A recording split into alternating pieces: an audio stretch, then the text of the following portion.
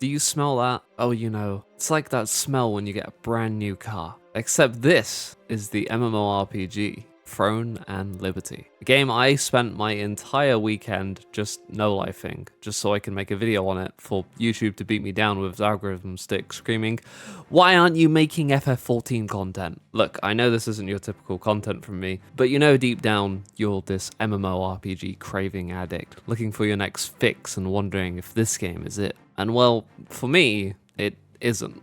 I'm quite content with Final Fantasy XIV, and this is definitely no Final Fantasy XIV or World of Warcraft. But maybe if the Elder Scrolls Online or Guild Wars 2 or Black Desert Online is more your thing, this game could interest you, maybe. Like any MMORPG, we begin with selecting a server and making a character. Who would have guessed? The character creation options are varied with multiple sliders, which I just don't with, to create a character to your liking, if that's something you like to do. But also, they feel very oddly limited in some departments, like not being able to change the color of your tattoo. I don't know if I was missing something here, but I literally couldn't change the color of it. Also, body options just seem to be lacking in diversity completely.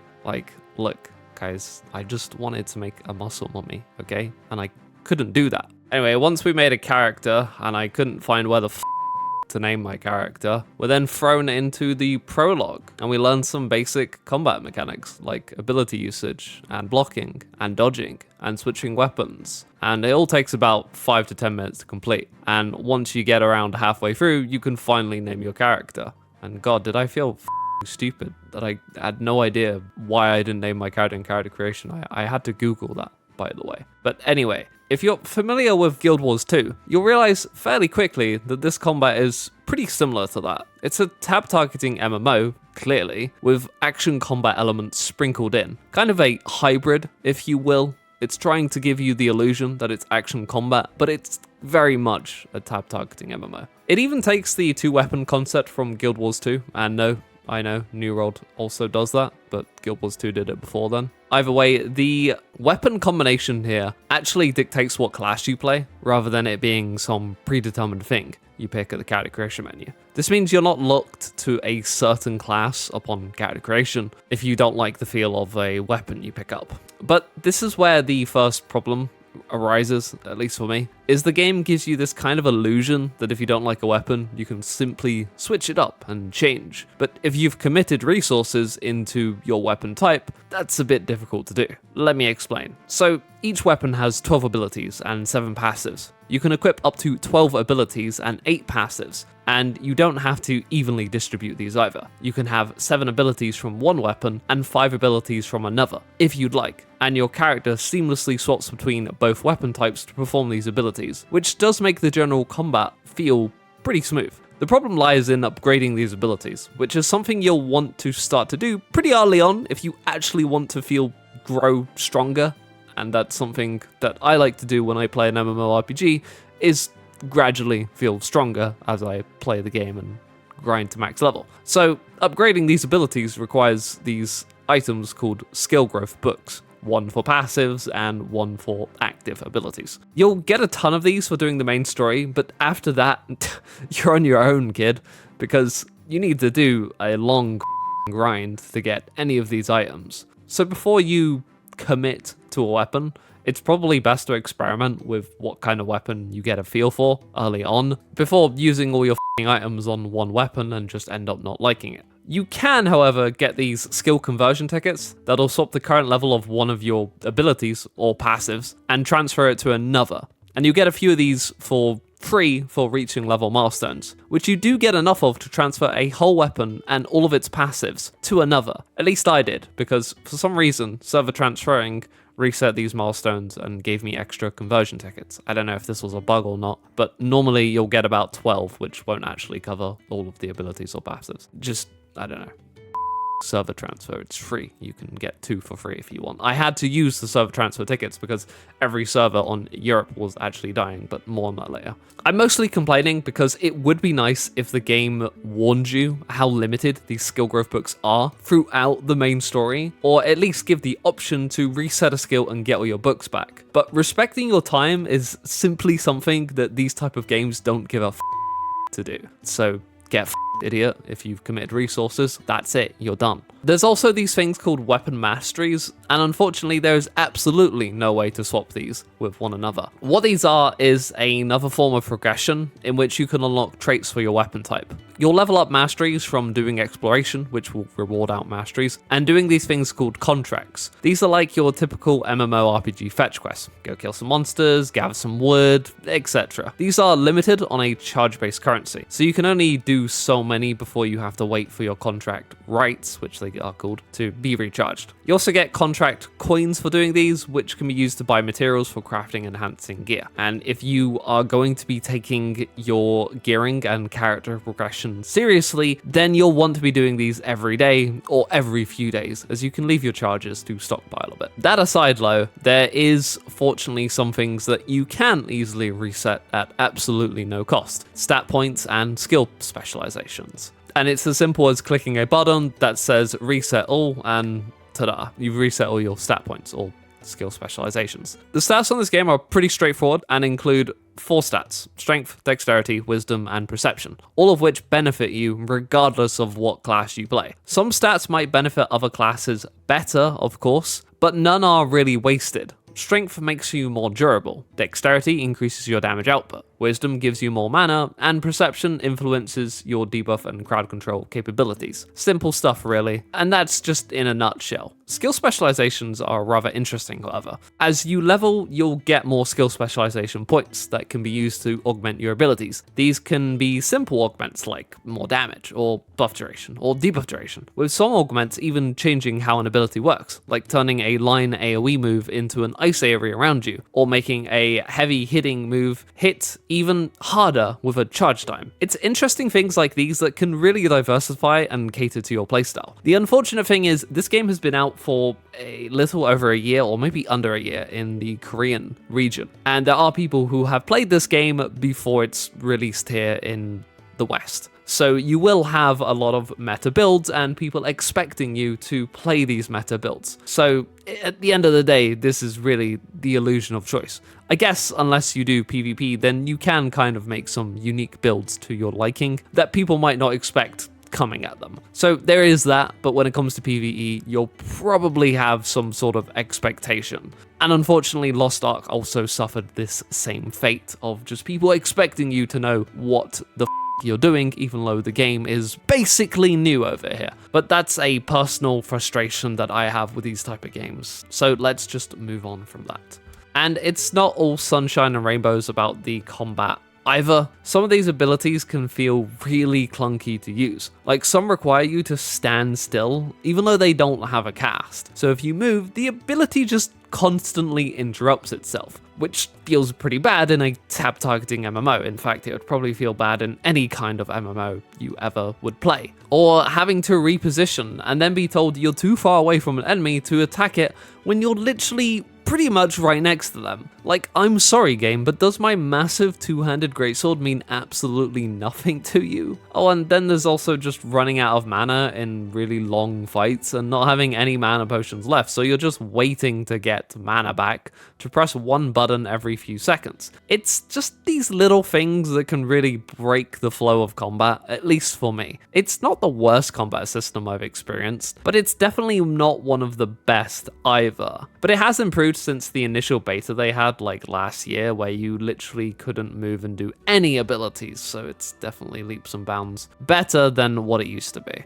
Despite all my grievances, and I know I have a lot, I did actually have a fun time with the time I spent with the game. The journey to level 50 was pretty enjoyable, and the verticality of the world can make traversal quite engaging. You can get up to really high places with these hook points and then transform and glide across the map to reach otherwise unreachable spots, which I found rather neat. Not many MMOs use this kind of verticality in their world. And yeah, the game has these transformations in the form of dashing, gliding, and swimming, which is probably the most unique concept this game has, and a pretty cool one at that. Although I do feel like the dash is like a way to say, hey, we have mounts, but you become the mount. But really, it just feels like a sprint. And I feel like later down the line, people are still going to be asking for actual proper mounts on this game. It's a similar issue New World used to face when they didn't add mounts to that game either. Every MMO should have mounts, by the way. It just makes the world feel better to actually travel. And having a dash that gives you the illusion that it's a mount isn't the greatest feeling and can make exploration feel slower than what it should be.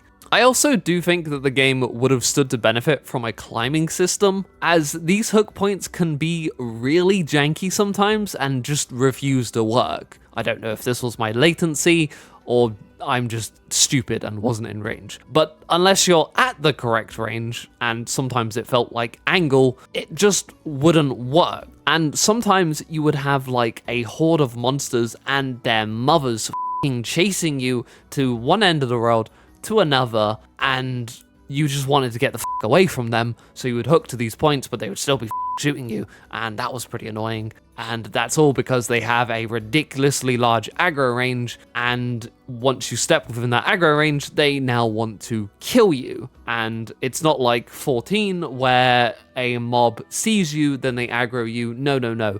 You have to be within the aggro range, and then they're going to aggro to you regardless if they were looking at you or not, which is annoying to me. But again, this is probably a personal issue that I have with the game, and it's not a huge thing. It's probably something that is quite common amongst these type of MMOs. Still, the open world does feel rather small, but it does make up for that by being packed with content, and it does kind of give me a Guild Wars 2 feel.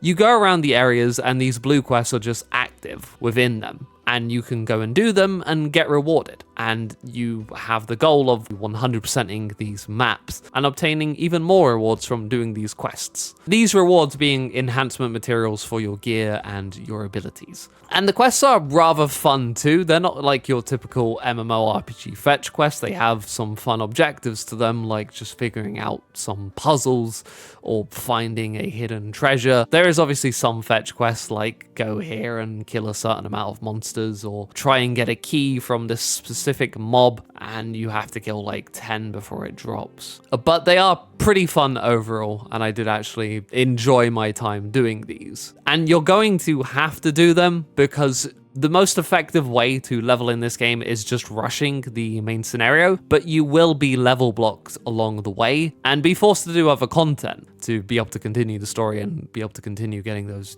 huge level ups. So the way to do this is, at least what I did, is do blue quests. And I feel like they really shined in this department because they didn't feel like a drag to do. They were just there and they were quite fun. And it definitely broke up the monotony of having to constantly spam story quests. There is also a story, of course, but I've never been a fan of these type of stories in MMOs, so I just skip them. But maybe it's something you might enjoy. I don't know, man. The world is also incredibly seamless. Like, you can teleport from one end of the map to another and not experience a single second of a loading screen. And I think that is really impressive. And you think this would cost performance, but no, the game actually runs really well, and my rig isn't even that good. It's like a mid-range rig at best. And this is with hundreds of players on screen, in towns and world events, and the most I experienced was slight dips in FPS, but nothing major. And this doesn't even cost the game's look either, because it looks really pretty. Nothing crazy, but the world isn't ugly either, and it has a good art style going for it. And honestly, a game running this well shouldn't even be that big of a point, but in recent years with games just skipping over PC optimization, this is such a breath of fresh air, man, because the amount of games I've played in the recent year and they just run like absolute shit on my PC is pretty irritating.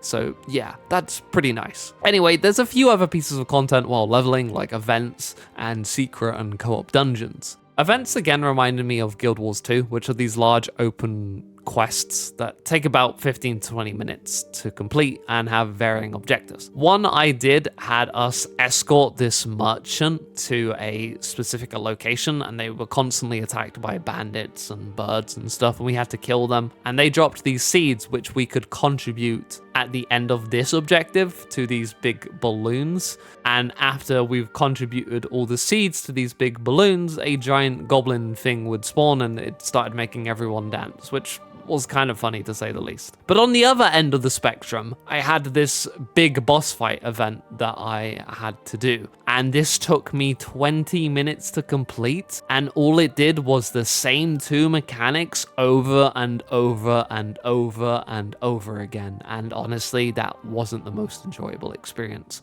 When it comes to a big boss that has more HP than a Final Fantasy XIV raid boss, or a World of Warcraft raid boss, I don't know. Okay, it was crazy. It took so long. Like, what the f***?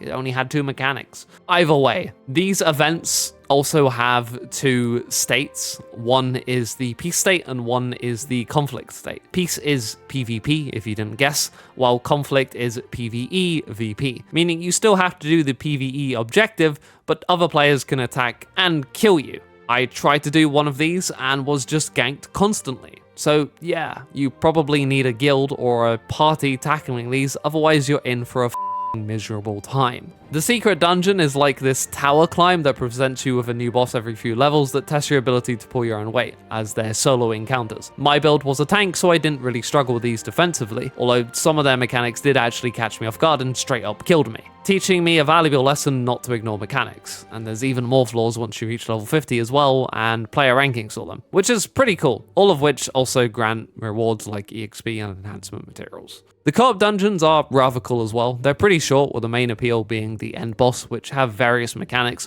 which I, as a tank, pretty much ignored. Not on purpose, mind you. I just didn't get the chance to actually learn the mechanics because my groups were clearly experienced enough, and I kind of just face tanked the boss and let my team do the rest. Given the opportunity, I would have loved to learn these mechanics and actually do them, but that simply didn't happen. My team just did the mechanics and I just did my thing. Tanking on this game also feels kind of weird.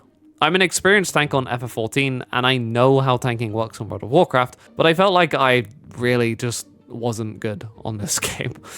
I would pull packs and I just couldn't keep even a few mobs on me. Even with my AoE taunt and AoE attacks, sometimes enemies would just run loose and attack my team. And it's not clear if that was an intentional enemy design or I'm just a bad tank. But I think that's a problem within itself. The game makes absolutely no effort to tell you that this is a Holy Trinity based MMORPG with a tank, healer, and damage dealer roles. It just kind of expects you to know and throws you into it. Good luck, idiot. You better know how these MMOs work. Either way, I did the level 20, 30, and 40 dungeons, but didn't touch the 51s, as by that point, I was kind of just done with the game. But the dungeons I did do were enjoyable, and they're a good way to get gear. They are, however, limited to a charge-based system, so you can only claim so much loot until your charge currency is depleted and you're waiting for it to recharge. You also need a lot better gear for the level 50 dungeons, and I just wasn't willing to spend extra days on this game farming. Speaking on the gear, there are multiple ways to get it, either through doing dungeons or crafting the gear yourself through doing all of your dailies to obtain the materials.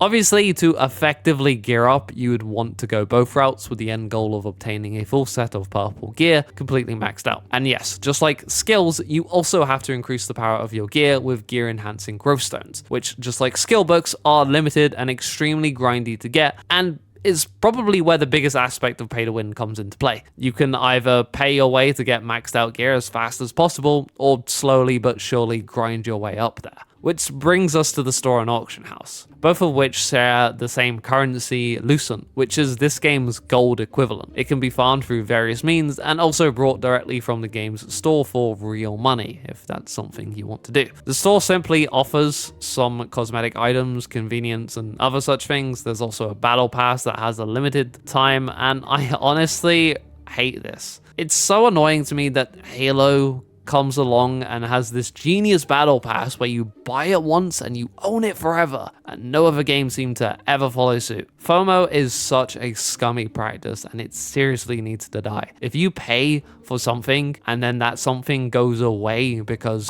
you missed the time window, you aren't getting your money's worth, and that's just kind of scammy, at least in my opinion. There's also this thing called the leveling pass, which I think is more of a permanent thing. Pay for it once and you own it forever. The premium pass gives out enhancement materials and such for each character level, up to level 50, while the free path also gives out materials, but you have to earn them through doing in-game activities listed, which is pretty cool at least. But let's move on to the main issue at hand here, which is the auction house, which can be used to buy gear and items to make enhancement materials. Why you'd even care for this though is because the reason to even be geared in the first place on this game is to be competitive in the open world PvP like conflict events, but more importantly, guild siege battles. If this is something you don't care for and just want to play the game casually, then it won't matter to you. But know that this game is centered around its PvP. Your interest in this game will probably last 2 weeks top, or maybe even just a few days before you just stop playing and try something else. And if that's fine with you and you just want to have a fun time with a new MMO, then be my guest. But if you like this game and want to go even further with it, then PvP is something you should probably look into, along with the pay-to-win aspects and how far behind you'll be competitively if you don't cough up some money. The only real PvP I actually engaged with was the mentioned conflict event and the PvP arena, which was pretty fun when I wasn't getting absolutely stomped, and having an AoE taunt on was probably pretty stupid. But it was kind of just fun, nothing crazy, and chasing after people can be frustrating sometimes, but there's plenty of mobility tools at your disposal to alleviate that. Anyway, I think I've talked enough about this game and all of its aspects, at least for me. There are some other things worth mentioning though, like fishing, cooking, and expeditions. Expeditions are literally the same mechanic from Genshin Impact, copy and pasted over to get materials. In fact, a lot of the things in this game feel like they came from Genshin Impact. Improving your character abilities just feels like Genshin Impact. It's a lot that just feels like a gacha game. But anyway, I only slightly engaged with these mechanics, like the expedition, fishing, and cooking, because when I did actually try to do them, we had a bunch of issues with the EU servers, and I just constantly was getting disconnected and reconnected. And I did not have the patience to get into cooking and fishing when that was constantly happening, and it happened for like an entire day. But I don't think that's an issue anymore, so yeah. It was a bit annoying at the time, but it shouldn't be a thing once the game fully releases, or if the game is already fully released. Hopefully not anyway. But yeah, the game was overall an enjoyable experience. My journey from 1 to 50 was fun, although there were many grievances along the way, which you can probably tell, and it just felt like a lot of things was frustrating game design decision-wise. Like, holy shit, the number of items you get on this game is insane. Items for skill growth, passives, equipment, tokens, materials, multiple different currencies. It's just so much bloat that can be easily condensed into less items. And the menus are a nightmare as well, but either way. If you're looking for a new MMO to play for a few weeks until another new MMO comes out, like the New World update, if that's something you're after, then maybe to give the game a go. It's free to play, and you'd only be really losing time if you don't enjoy it. I think it could potentially be a serious competitor for Black Desert Online, but only time will tell. And it's definitely not competing with FF14 or WoW or ESO or Guild Wars 2. So if you're already playing those games, I doubt it will take you away from playing them